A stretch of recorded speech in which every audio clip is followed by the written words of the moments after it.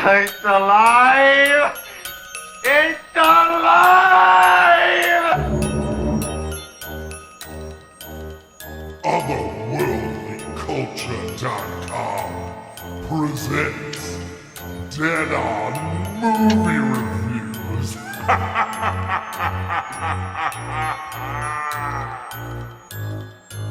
Salutations!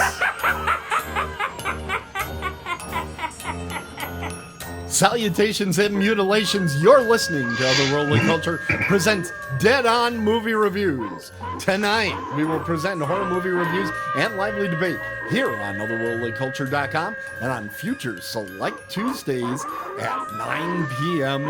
Eastern. You can join our live chat at that time by clicking on the live shows link on the otherworldlyculture.com website, or you can join us out on Twitch at twitch.tv/otherworldlyculture. I'm your host, Tim Kretschmann, coming to you from the land of lakes and landfills, beautiful and smelly Muskego, Wisconsin. It's my honor to introduce the Faculty of Fear panel presenting tonight's lectures. And I can actually say, hello, mics. Tonight, it's an open mic night is what we got going on. How many more lame references can I make? But we're going to start by introducing the gentleman to my right on the screen, hailing from the Motor City, Detroit. Michael Cieslak is a lifetime reader and writer of horror, mystery, and speculative fiction. He has served as an officer of the Great Lakes Association of Horror Writers and is the editor of the Eerie Tales anthologies. Michael is the editor-in-chief of Dragon's Roost Press, and his works have appeared in a number of collections, including DOA Extreme Horror, Dead Science, Vicious Verses, and Reanimated Rhymes, and the collaborative steampunk novel Army of Brass. Check him out at thedragonsroost.net. And he is our guest tonight, Michael Cieslak. We've got to cut down that bio. You know what? I cut it down quite a bit. I was pretty proud of myself. Hey, I put minutes into that. It just makes me really so embarrassed. What? Hey, you are very active, and we're very happy to have you here on the show. And I know our listeners and viewers are happy to have you as well. Okay, and next I'm going to be introducing. I almost forgot. There we go. Little Mikey Exler is back again today as the denizen of the dismal. He's the purveyor of putrid, that exciting exclaimer of glorious gloom wrestling up from his stony tomb. He's the monster of the mad, ghoul the glad, and the sack of mumbling, moaning pus that barfs out baloney. He's our very own panel-purveying provocateur. He's Coach Michael Exler. Hey, Mike. Hi, Tim. How are you? I know you enjoy that intro. You're not going to complain because you know I'll just make it worse. He's learned over time. I think you know that you can put in there. You don't know. I'll get a rhyming dictionary or something. This could really be a problem. Now, we did advertise that Rich Del Zotto would be on tonight's show, but he is not available, and we hope to have him back very soon. He is telling me that he for sure wants to review The Night of the Living Dead because he's afraid that a lot of people don't know about that movie. So we're going to get the what now? Yes, you know it. The Night of the Living Dead. So we are going to go to Mike Exler. We're going to be going to the coach himself here. Mike, what have you been watching? So I get the normal message from Tim that, hey, you're on the show and I need your movie. So I was like, It is what I do. So my wife was in the store, so I was searching through just a list of horror movies streaming. Now, And I wait a can't- minute. Were you at the store? Oh, I was in the truck. Then my You were wife in the was. truck. So you weren't going to the red box? No, Red box. no, I saw it there. Put I it saw in your butt box. Okay. I played your theme. Of all the films that were available to me, Okay. I chose 2020, The Owners. IMDb has it listed as an action crime horror film, which I find interesting. Okay. I could read you the synopsis, but the only reason that I actually landed on this film is Macy Williams is the star of the film, and she played Arya Stark in Game of Thrones. Or as I always called her, Revenge Girl. Yes. She was Revenge Girl going after everybody. Yep. Little Miss Stabby. That's true. So I watched that because I thought that would be interesting. Now, apparently, this film, The Owners, was a graphic novel in France. There's not a ton of information on it. It's basically the gist of the entire story. It's a home invasion film. Okay. This was shot in Britain. It looked decent enough. It was well lit. There was no key. sound issues. None of that throughout the film. It was a good time. It was 93 minutes. So, Tim, I know you like a well-chopped film. I like it when they get in and they get out and they know to finish. Now, did they have professional actors or did they find people at the local repertory theater like we sometimes enjoy? No, I believe these were all notable actors in England. They were all paid. Look, Okay. yeah, they were definitely paid Not money. just given sandwiches. Okay. I guarantee you they had nice cake. This was a full-fledged film. Okay. So, like I said, it is a home invasion film. Mm-hmm. So that is kind of I don't want to say tire genre. It's just not one of my favorite genres. Yeah. I kind of put it up there with, we just lost our baby, so we're going to move to the scary-looking house in the woods. But you loved the Antichrist. No, I didn't. Oh, that's right. As You were much on as my you- side. You're on- You loved it. But. So I spoke about it being 93 minutes. Yeah. So I don't know if all British films are able to do this, but they made 93 minutes feel like 6 hours and 22 minutes. It's Greenwich Mean Time.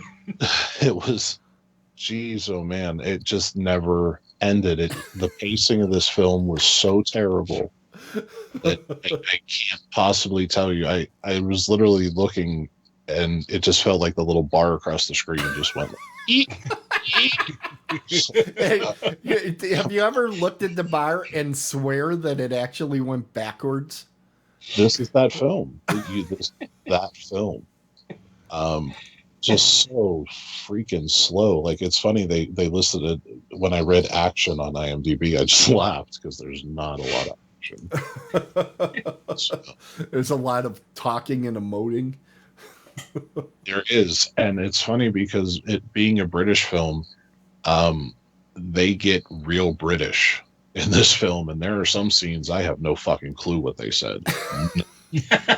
I have to admit there are British and Irish films in particular where I've turned the subtitles on. Mm-hmm. I remember seeing The Commitments the first time in the theaters, and it was fully 15 minutes into the movie before my ears adjusted to that way of speaking.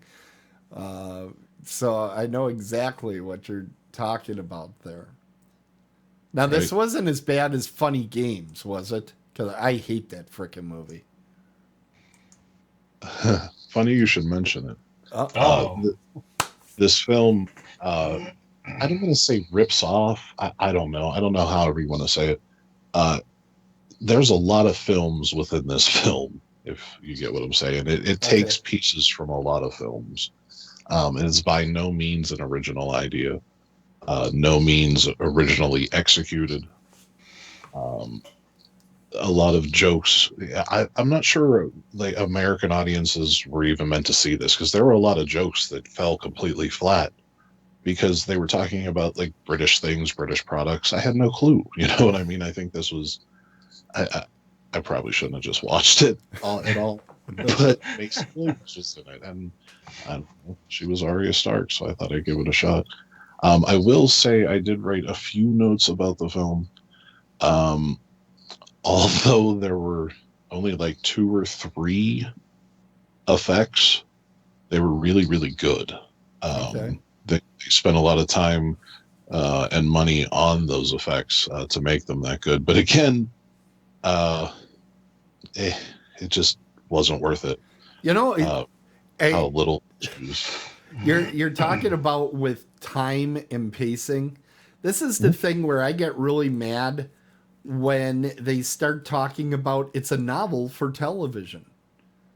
You know, and I just had this drilled home to me the other day because I have been making my way through the Netflix Marvel series of Daredevil and Jennifer Jones and the Defenders, right? And when they did the standalone seasons, they had 13 episodes for each of them. Well, then they did the mashup. You know, the Defenders is basically the Avengers of those smaller characters. And Defenders was only 8 episodes. Let me tell you, there is no question which was the best season by far. And they had all these characters and all this stuff going on, but it was for only 8 episodes, and it finally moved along. And in those other seasons, you just felt like, are they just writing stuff to fill this hour to get to that last 2 episodes? I mean, Jesus, it just kept going and going.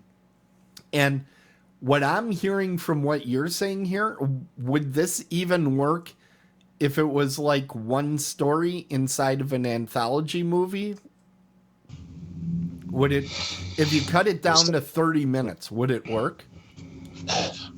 Maybe. I mean, again, why are you telling this story?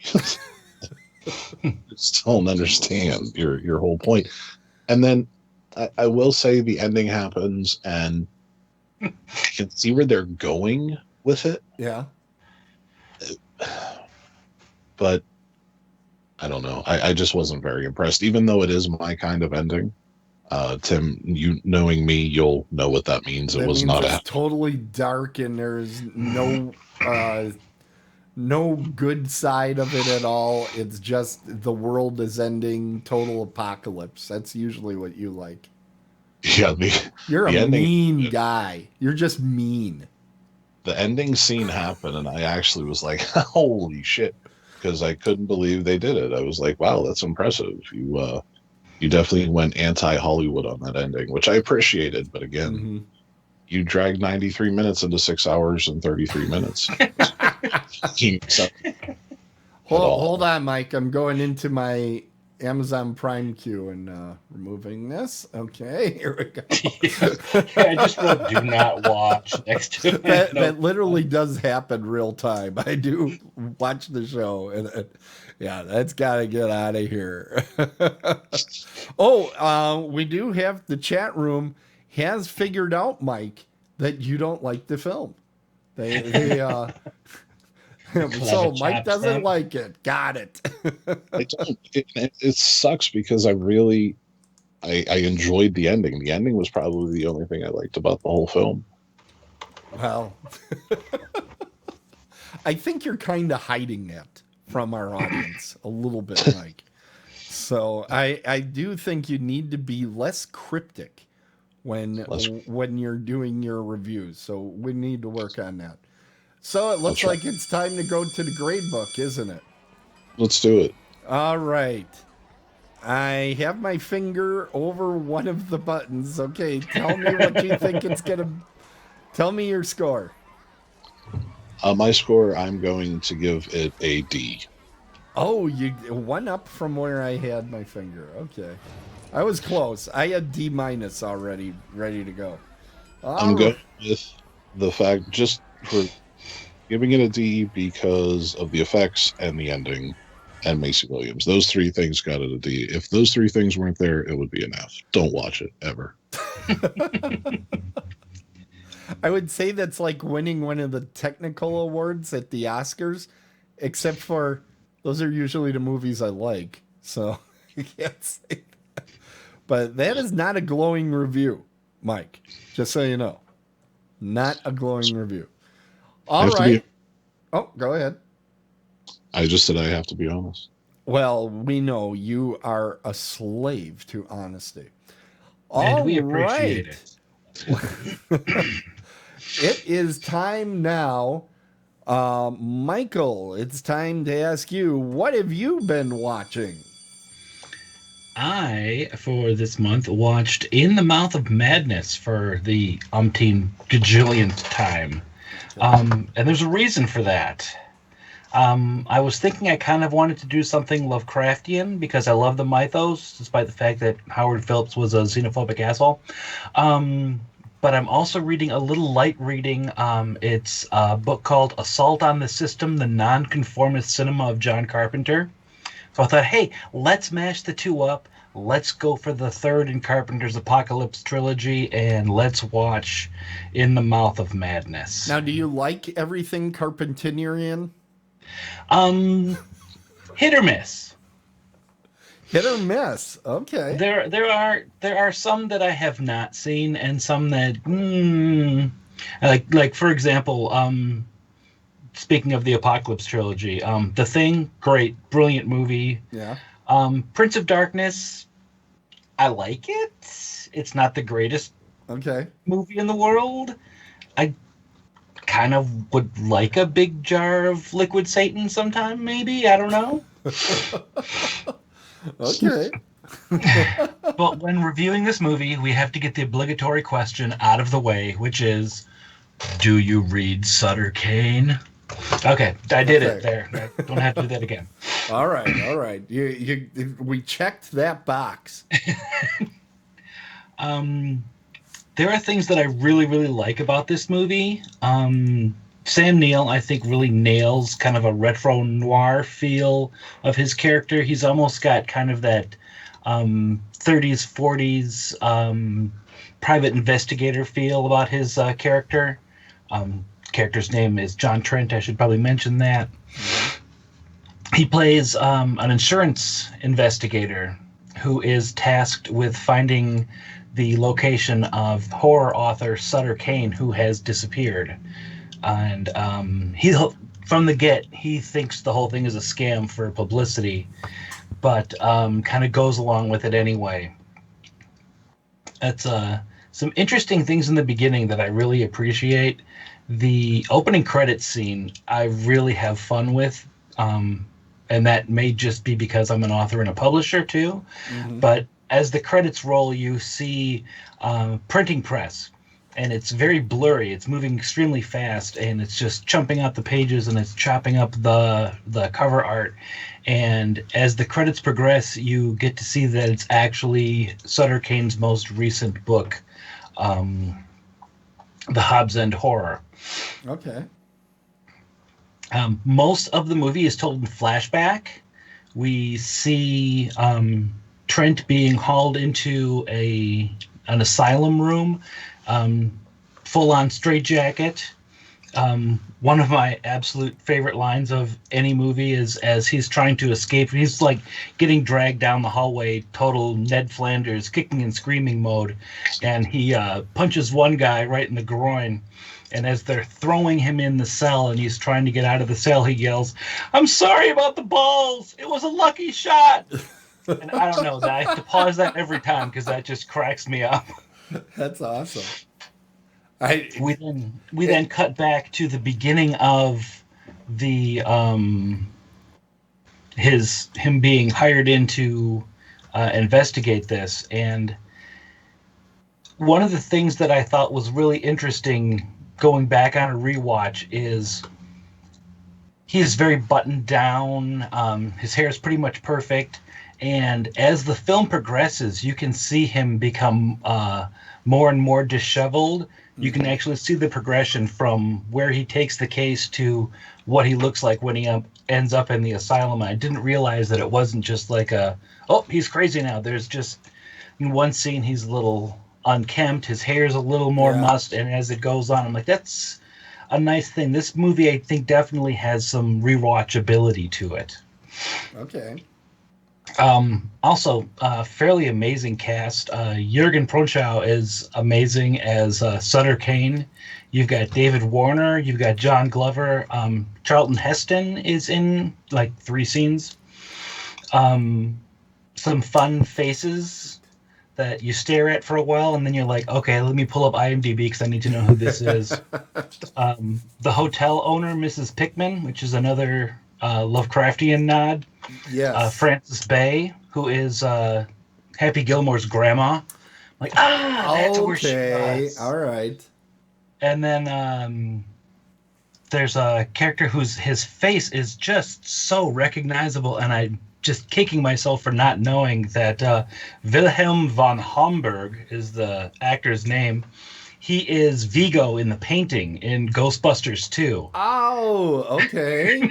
Yes. Like, that's who he is. It was driving me crazy. Oh my goodness. Yeah. Well, I don't know that he's done a whole lot other than that. Yeah, I know him from something, and I know it's a big something. It's not like he had like a little part in a cast or something. I know he was in there the whole time. Right. I think Sam Neill is one of the most underrated actors of modern times. I thought they needed him for Jurassic Park because he grounded it in a very realistic type of approach to acting that when things are absolutely apeshit, you absolutely need. And I know he did that in this one. I don't remember this movie real well. It's been a while since I've seen it. But I remember he was very good in this one. My absolute favorite Sam Neill movie is called Dead Calm. Yes. I think is just brilliant. And I can watch that one over and over. And it falls into Mike's favorite type of movie because the couple loses their child in the first 10 minutes of the movie. Oh, babies.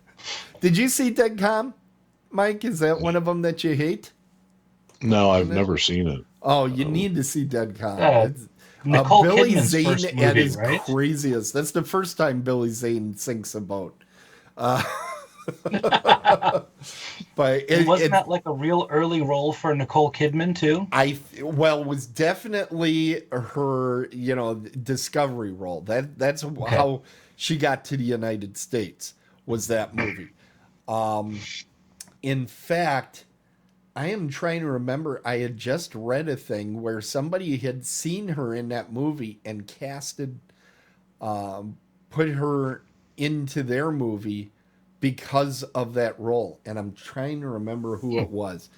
It could have been Days of Thunder, but I think it was something else, where she got like this huge role based on just that movie. And I think Billy Zane steals it, but it wouldn't have worked if you had another zany, hammy type of actor around Billy Zane. You had to have somebody totally grounded. And take a look at Sam Neill's resume. He played frickin' Damien. I mean, he takes weird roles. He plays in fantastical movies all the time, but he's always so realistic. Event Horizon is my favorite role of his. I love that film. That's right. He's in there. That's right. I always forget. See, I think he's easy to overlook because he allows the rest of the movie to kind of do its thing. I just think he's underrated. I think I'm going to sit down one time and do a Sam Neill movie-thon and just start watching it. Because here's a fun fact about Sam Neill. Let's see if anybody remembers this. He actually was up for the role of James Bond when they picked Timothy Dalton. And that would have been interesting. If you look on YouTube, you can find his screen test, and he would have been good. He would have been good. He would have been an Australian playing an Englishman, but he would have been very Americans good. wouldn't know. Yeah, it was good enough for me, you know. But and I think that would have been interesting because I do consider the first of the Timothy Dalton movies one of the best in the entire series. Living Daylights, I think, is just incredible. I also like the other one, but that's more of a guilty pleasure. That Timothy Dalton, License to Kill. But I think he would have been interesting, and I think he would have made it past 2 movies. I think he would have been more popular than Dalton turned out to be. Dalton's just too without mirth. And you can see that in Sam Neill. He tries to be serious, but you see there's a little winking at the camera every so often. He's got a lot of life behind his eyes. And I think this is a great movie to show that, because we're watching all these GIFs on the slideshow. Yeah. And he is out of control a number of times in the movie, but it works. There's a lot of actors that could do that, and you go, oh my God, and the Oscar goes to, you know. But it works with him. I don't know why. That was the clip just showed the portion from very near the ending where he's laughing in the theater. Yeah. And when I was watching that, I was thinking, I have seen this done poorly so many times, but it was completely believable when he was sitting there. You're like, yep, he's off his nut. He's insane, and he's fine with it. And he pulled it off. Which one Like I was said, it I've seen De Niro that- did that in? Was it Cape Fear? Yes. Cape Fear is where he's laughing in the movie theater. Okay. There actually is a scene from Jaws that was cut of Quint doing the laughing in the dark theater. And if you have the Blu-ray and the special collector's edition, it's one of them. They do have that cut scene. Not that I ever watch cut scenes of Jaws over and over. You do. I do. Yeah, it's bad. So why do you said that you come back to this movie fairly often. What is it about this one that draws you? Well, one of the realizations I had yesterday is that, you know, the part of the premise is questioning reality. Actually, a big chunk of the movie is questioning reality, and part of it boils down to, is Sutter Kane actually writing reality for Hobbs End? And I thought, a horror writer is God. Now that's something that I can get behind. I could do that, yes. But there exists the possibility that this could have just been one of those movies that's like, people do bad things because they read horror or because they watch horror movies, and that's why people do bad things. And it doesn't come off like that at all. It's I have a couple of quotes here. Where the heck did I put that in my notes? Hold on. Mike, did you hear the word he used? Notes. What? Notes. I have Notes. I have those. They've been referenced them this evening. He did. He said. I have notes. know. Actually, fairly early in the movie, Sutter Kane's editor, Linda Stiles, played by Julie Carmen. Excuse me. Sorry about that. It's almost like a hint of what's to come. It says, a reality is just what we tell each other it is. Sane and insane could easily switch places if the insane were to become the majority. You find yourself locked in a padded cell, wondering what happened to the world, which of course is what we've already seen happen to him. And now we're like, okay, now how did this happen to him? But I really like the whole questioning of what's happening and what's not happening, what's real and what's not real. There's about midway through the film, when Trent and Stiles are both looking for Sutter Kane, she sees some things that he misses, and you start to wonder, is it because she's kind of going crazy, or did he just not see that because he's not ready to see it, or he just happened to be looking in the other direction? at the time. And then when Trent, Sam Neill's character, starts to accept that, yeah, reality just isn't right anymore. It's starting to shift, and there's nothing I can do about it. But the 40 minutes to the end mark, that's where stuff starts to go really crazy, and I love that whole questioning reality idea. Okay. When you were talking about this, I was thinking of the Will Ferrell movie Stranger Than Fiction to a certain extent, because it's like taking the same premise and going dark with it or going light with it. Yep. It's interesting what different films can result from a similar premise. But I think part of why this premise comes off darker is in Stranger Than Fiction, that's what's going on. I don't think that what's going on in this movie.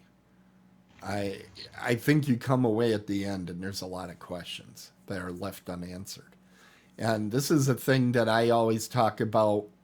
Mike's going to start yelling at me about this, but I always bring this up about the Rob Zombie Halloween.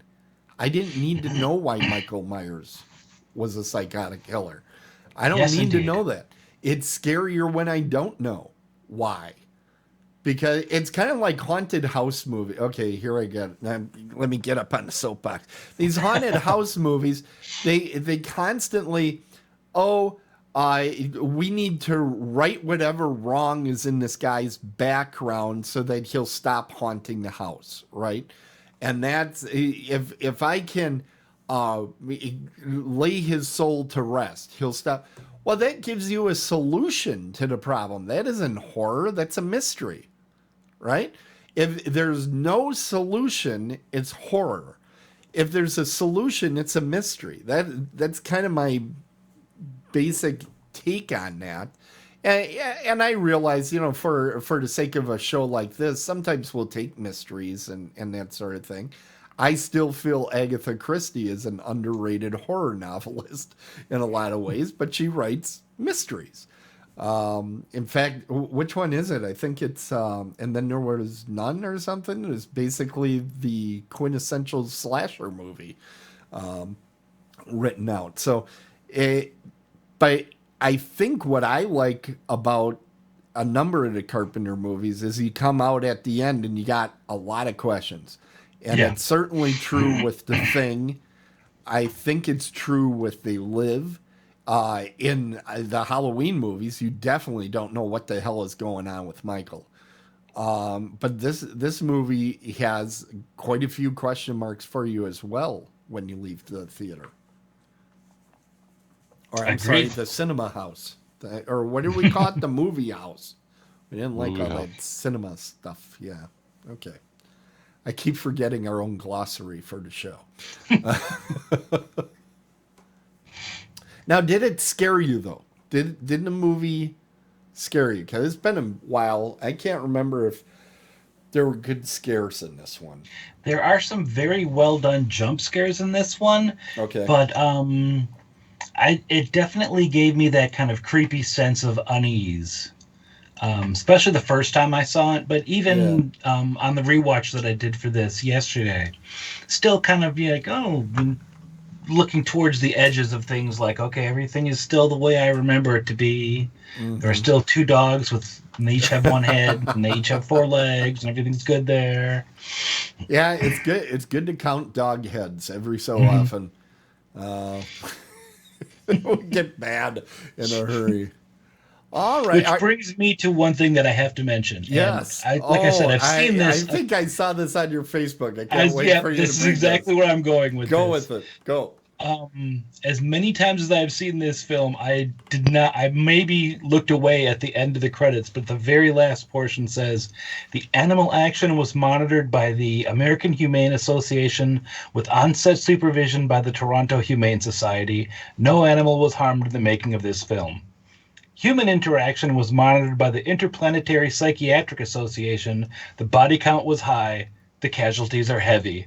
And I paused it on that because I had tears streaming down my face. I was laughing so hard. Did you check? Is that an IMDb today? That's an That is an IMDb, which I didn't think to look at until after I had jotted it down, staring at my screen. Because sometimes I'm not the brightest bulb on the tree. I'm a huge mark for IMDb trivia page. I read that thing like crazy, and I love crazy credits. I think they usually mark those exactly. as. I love that sort of thing. Okay, well, it's time to get out the school book.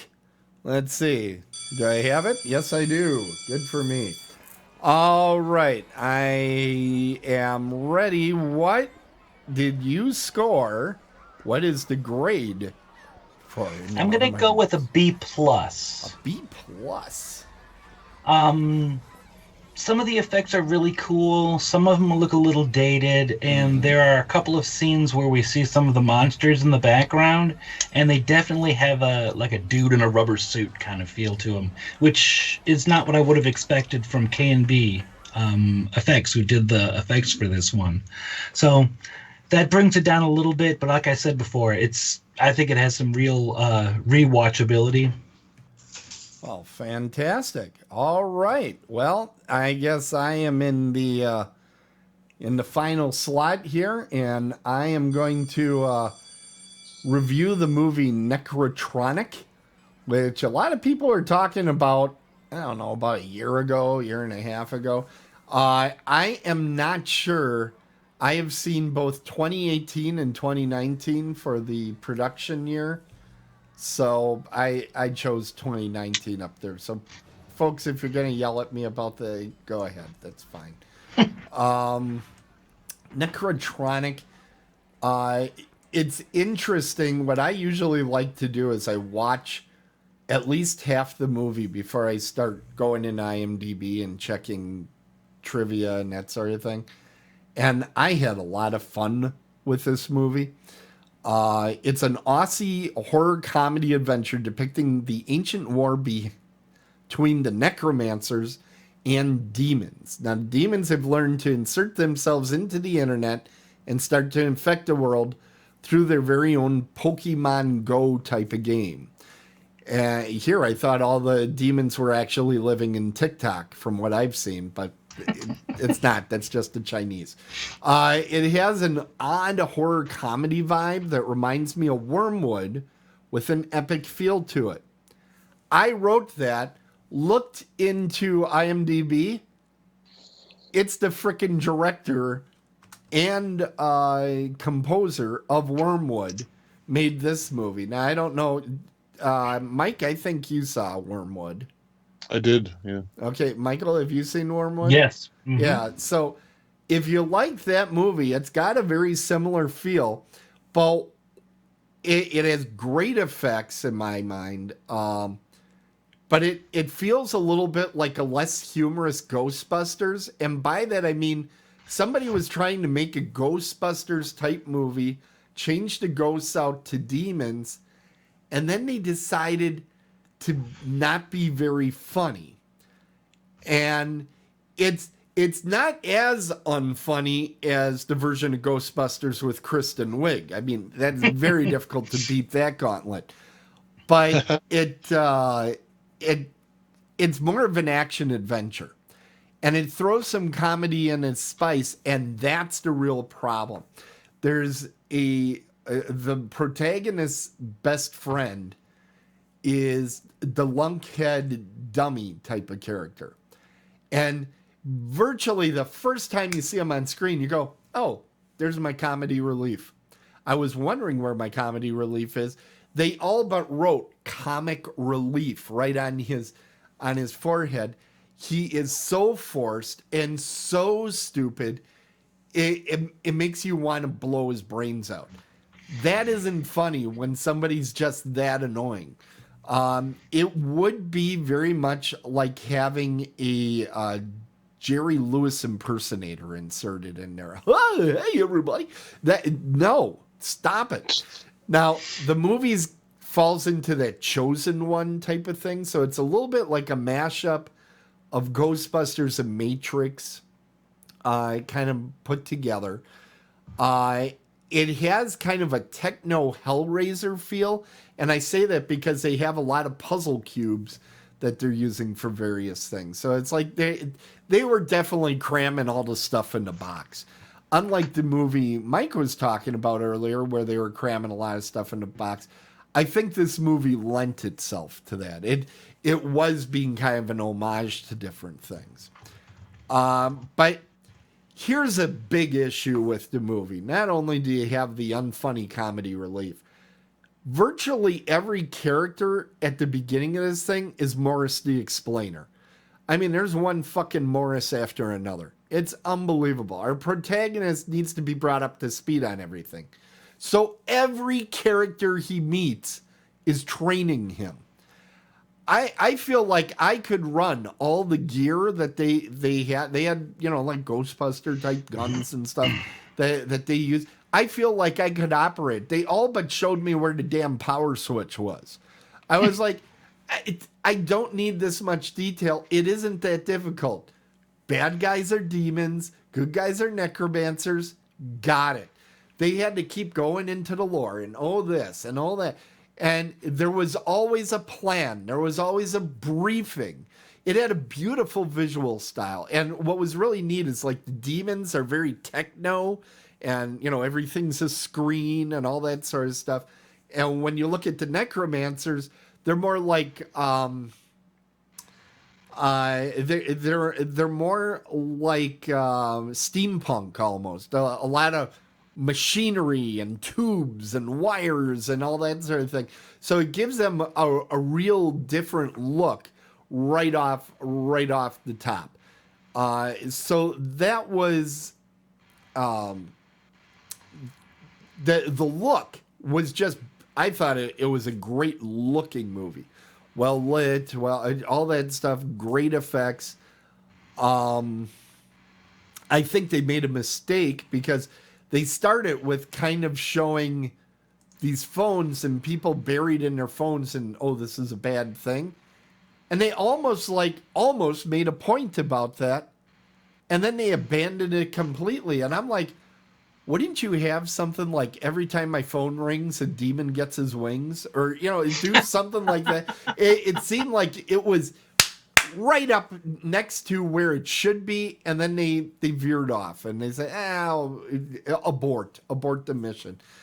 The music was freaking epic. The composer for this, and that's the only reason I knew his same guy for Wormwood, because I was listening to music and I'm like, this is like a score John Williams could have come up with back in his heyday. I mean, it is adventurous. It's creepy at times.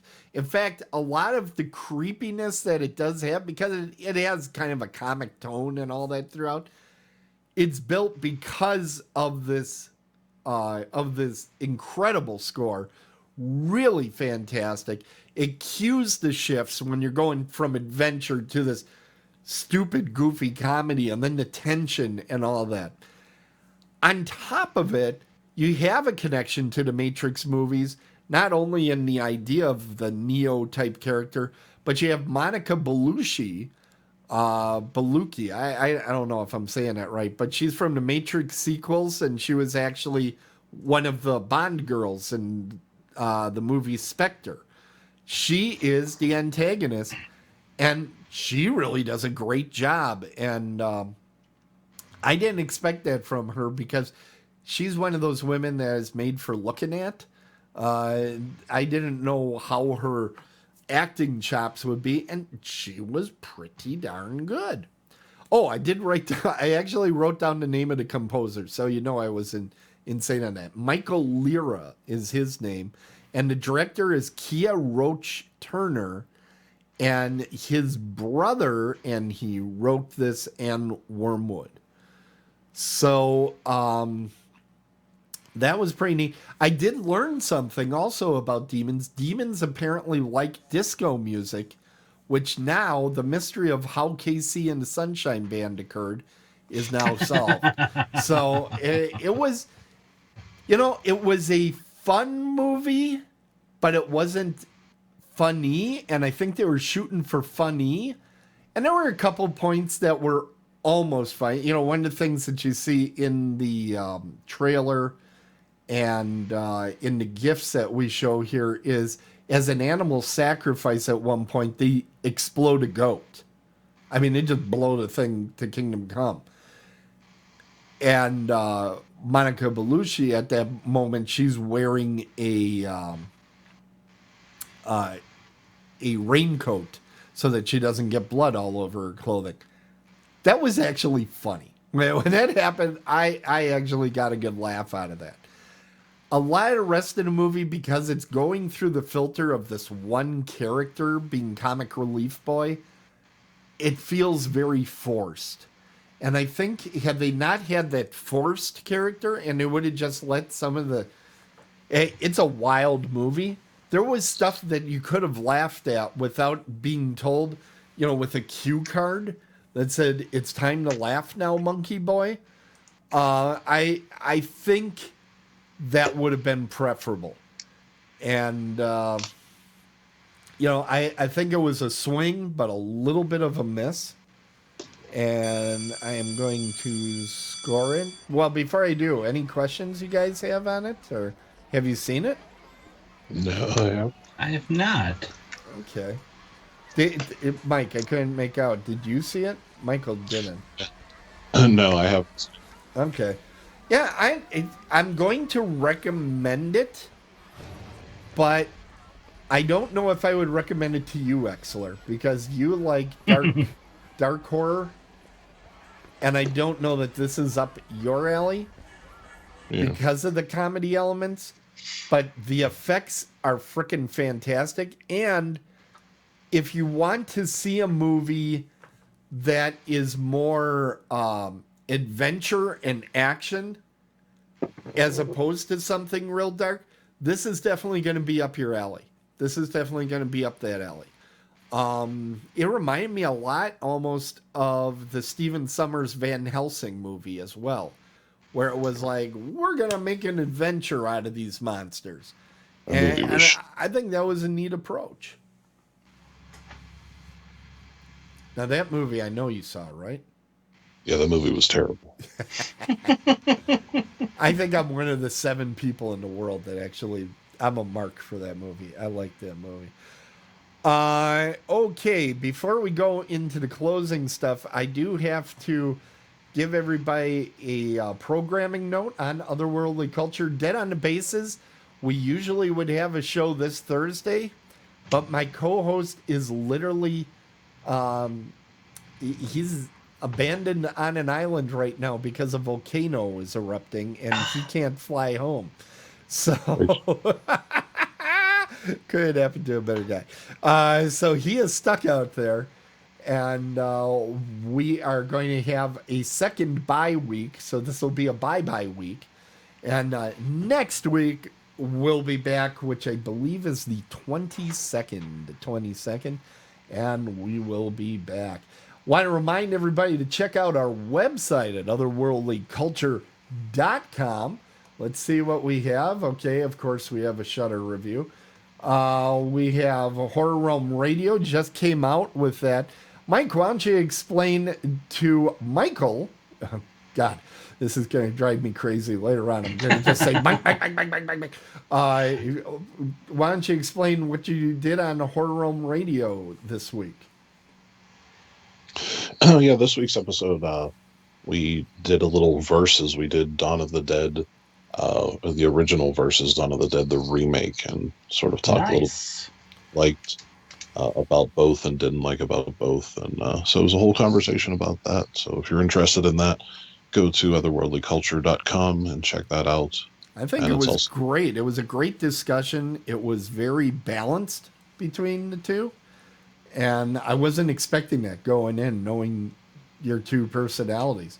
And it was a fun discussion. So if you're even a little bit interested in George Romero, my co-host will not say this, but Mike Exler is probably one of the biggest experts on George Romero there is. I mean, the man did interview him live.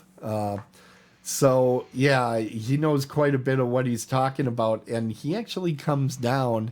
This is a spoiler alert, everybody. He comes down liking the remake more than the original, which just blows my mind.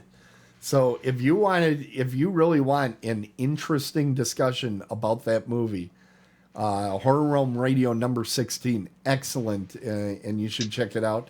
We do have a bunch of whatever press releases Shudder is throwing out there. Let's see. This one I'm interested in. Tomorrow War is coming out. And then we do have some other shows from the past, Dead on Movie Reviews and Dead on the Bases. They're all out at our website. But our guest also has a website, thedragonsroost.net, right? And Yes, indeed. That's the dragon. Now, I didn't notice this the first time I saw it. Does that dragon, in fact, have a tattoo?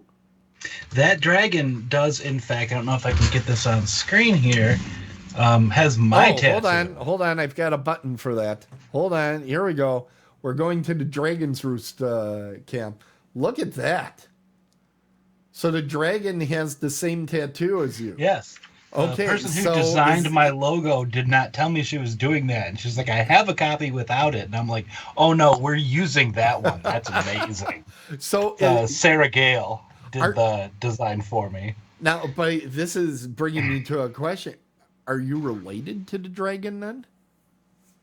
I mean, do you share a mommy or a daddy or what's going on here? Brother from another mother? Yeah. Well, I have to ask these things because we have had past panelists where I think it probably did happen at some point. All right. Mike, what else have you got coming up next week? Do you have another Horror Realm lined up? Yeah, we have another new one coming up. You'll have to tune in because we don't know what we're talking about yet. So tune in for that. Is the survey up? Do you guys have a survey this week? We do not have a survey this week. Oh, I love it. They put polls out before their shows, and I think I've been able to guess once what the audience would think. Every other time, I've been totally wrong. So, yeah, it's hard to guess what they're going to say. That's for sure. It's crazy. It's crazy. Well, we hope it's a good program, and I'll be tuning in, of course.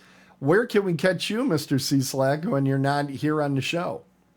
In 2 weeks. What the heck is the date today? Yes, 2 weeks I will be doing a virtual convention called Penguicon.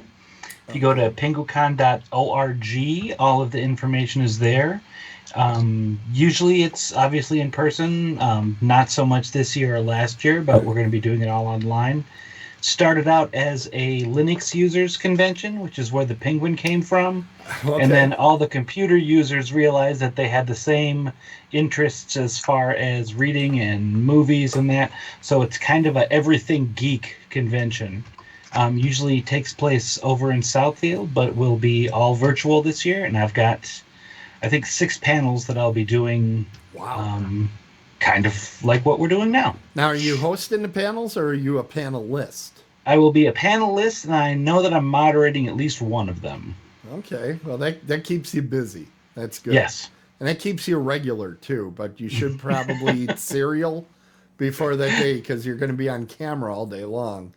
And you're going to want to be bound up. Just no gummies. Learning no at the gummy feet bears. of the master. This is what I came here for. Well, this is what I'm here for. People ask. No eggs that day. Do not eat eggs. These are important things. Not a whole lot of power drinks with the caffeine in there. That you can do. That's a binder. That's good. Or you just take the camera with you. And don't pan down. Don't pan down. And that makes for an unpleasant viewing experience. All of a sudden, everything gets really echoey. Mike, I think, is about to cut the feed here. All right. Hey, it was great talking to you guys again. We look forward to it in the near future. I think we have another Dead On Movie Reviews in about 2 weeks. You can always check online where we have our schedule on the live show page where we always have countdown clocks going to our next program. We want to thank all the people. We actually got a lot of people in the chat room, but they're not chatting, which must mean that we are absolutely captivating to listen to. That's what must be happening. So we want to thank those of you that came out. We really do appreciate it. And we thank all of you that download us later in iTunes, Amazon Music, TuneIn. There's dozens of places that you can find us. Thank you for joining us each and every time that we have Dead On Movie Reviews. Thanks to our great panelists, and no thanks to Rich at all. No thanks to you, Rich. We're very upset at you. All right, so hang in there, Pumpkin, until our next show. And remember, as Alfred Hitchcock once said, there's no terror in the bang. It's the anticipation in waiting. When you aim at horror, make sure you are dead on. See you next time. Otherworldlyculture.com.